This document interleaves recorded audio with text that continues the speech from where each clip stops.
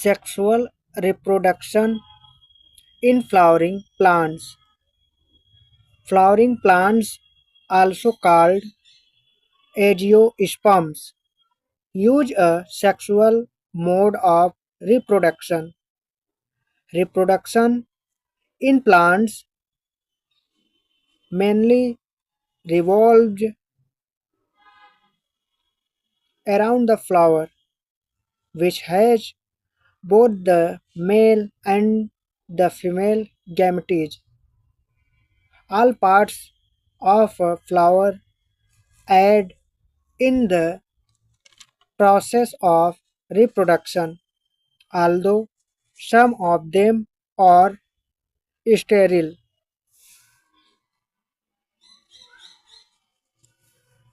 Therefore, to understand the process of reproduction in flowering plants, we need to look at the different part of the flower and their functions. To structure structure of flower, explore sexual reproduction in flowering plants to many types of structure. Structure of flower. A flower comprises the following parts. Calyx. It is the uttermost orly of a flower.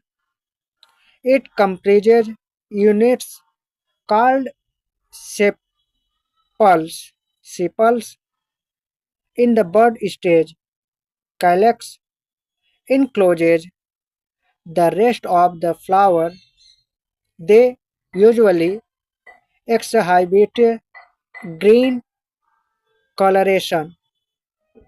At some other instances, they may be a color like petals.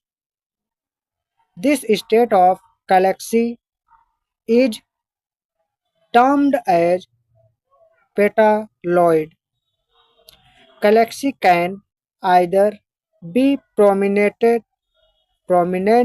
or absent. Chlorola. It consists of many numbers of petals and it is the second only of the flower.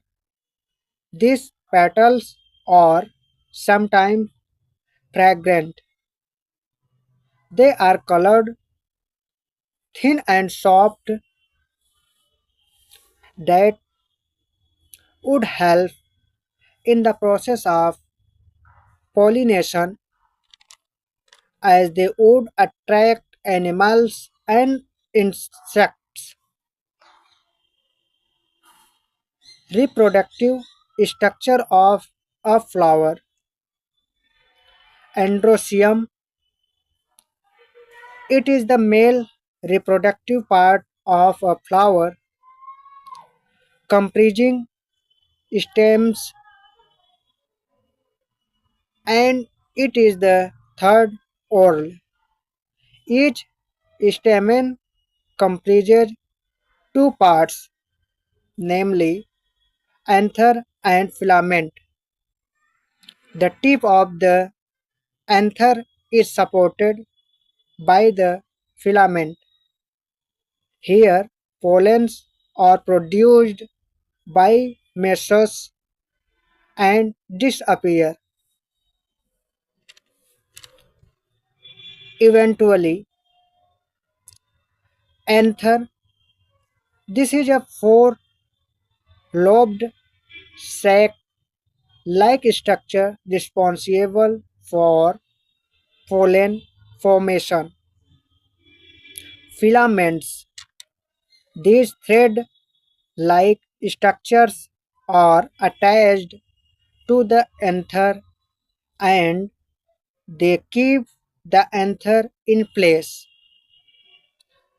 The transverse section of an anther is microsporangia that further forms a pollen sac. The pollen sac contains pollen grains, microsporangia, and microsporogenesis. Microporogenesis involves the formation of microsporage from microspore mother cells by meiotic division. The structure of anther. The anther is the breeding part of stamens. Each another or each anther is connected by two lobes. Each anther lobe comprises two pollen chambers located long- longitudinally, longitudinally. The microsporoangium is sufficiently supplied with a number of pollen microsporoaceae.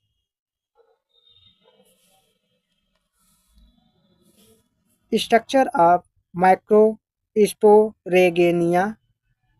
Microsporangia consists of tapetum.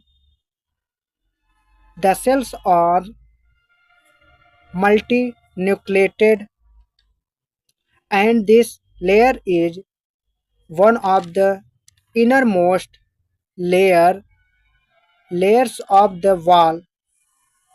Second, middle layer. It is composed of 3 to 4 layers of thin walled cells. They are located at just beneath the endothelium. Endothecium. Third, endothecium.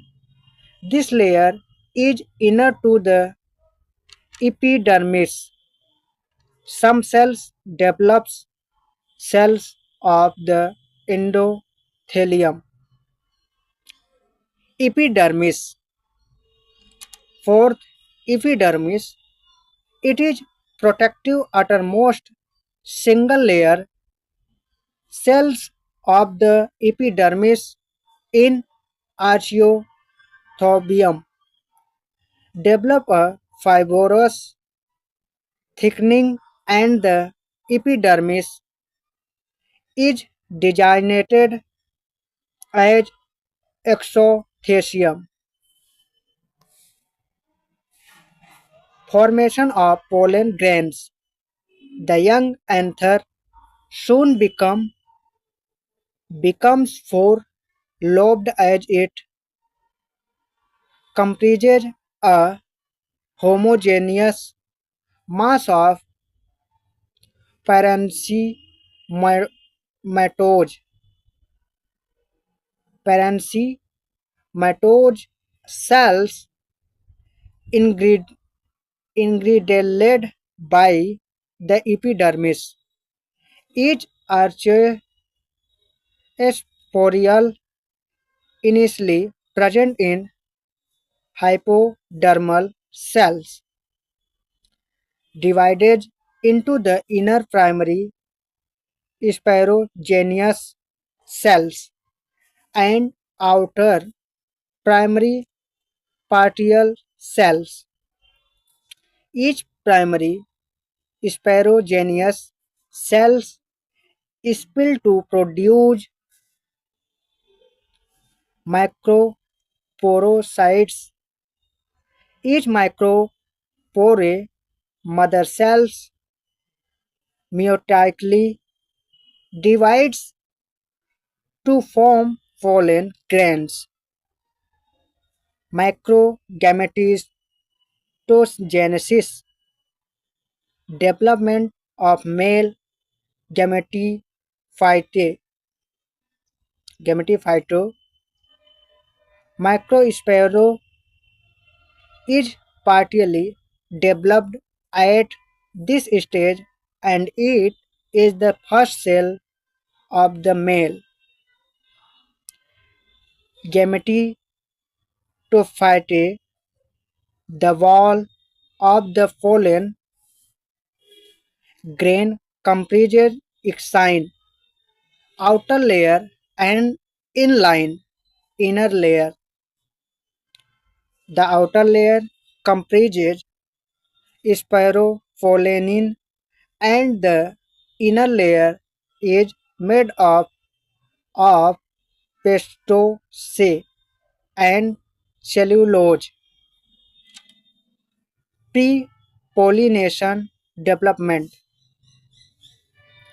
The microsporos being to germinate in situ. A smaller generative cells lined next to the spore wall. A callose layer is placed around the generative cells. Then the callose layer dissolves the ether, then sheds the pollen grains. The released pollen grains are passed to the stigma through pollination. The pollen grain present on the stigma absorbs water and within some minutes swells up. The wall of pollen tube secretes hydrolytic enzymes and exogenous pectinases, creating a passage to enter.